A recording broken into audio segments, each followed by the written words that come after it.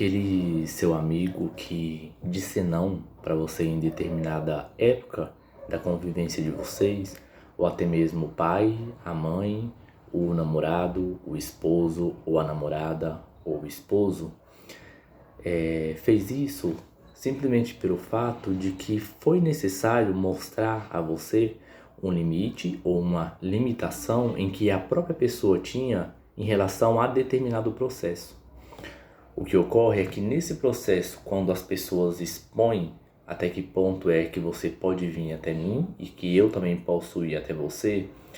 há ainda, por falta de uma maturidade ou de um amadurecimento da pessoa, entender e elaborar que aquela pessoa está falando exatamente sobre ela,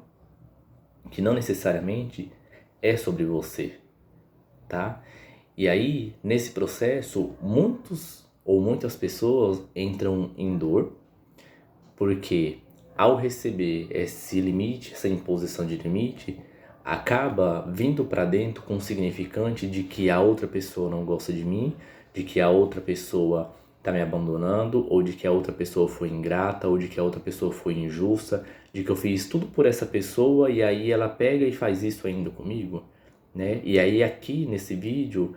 tá na hora da gente começar a parar para entender que não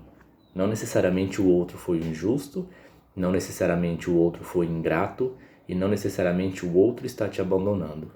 Mas começar a voltar o olhar para entender com qual objetivo é que você estava fazendo todos os movimentos em relação a essa outra pessoa,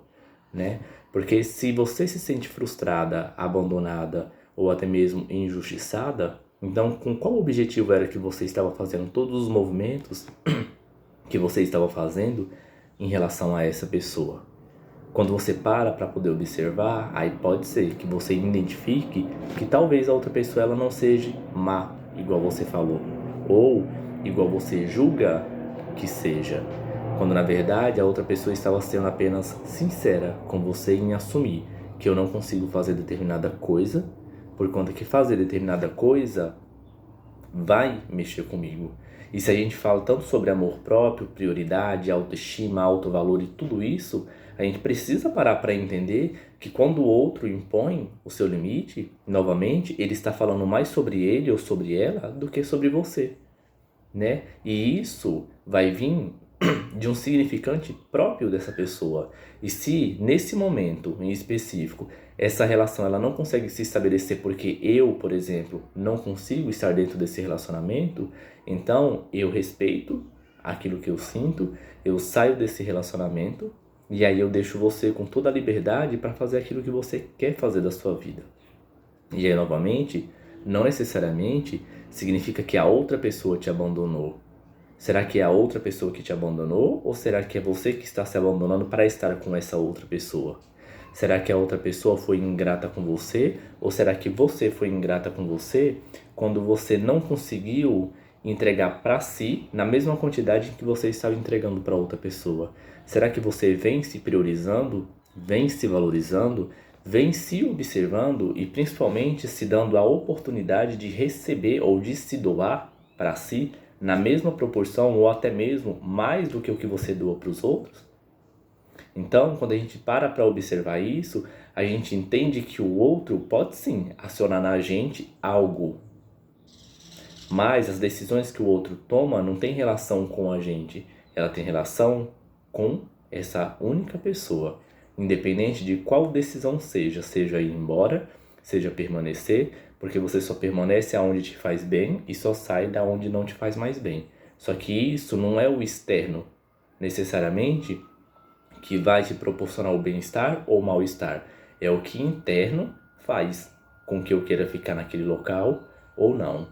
Então, já há algum tempo eu venho falando aqui nesse perfil sobre a questão do adultecimento. E aí, novamente, a gente precisa parar para entender que adultecer não significa eu saber sobre várias coisas, sobre várias teorias, ou estudar sobre relacionamentos em várias questões, ou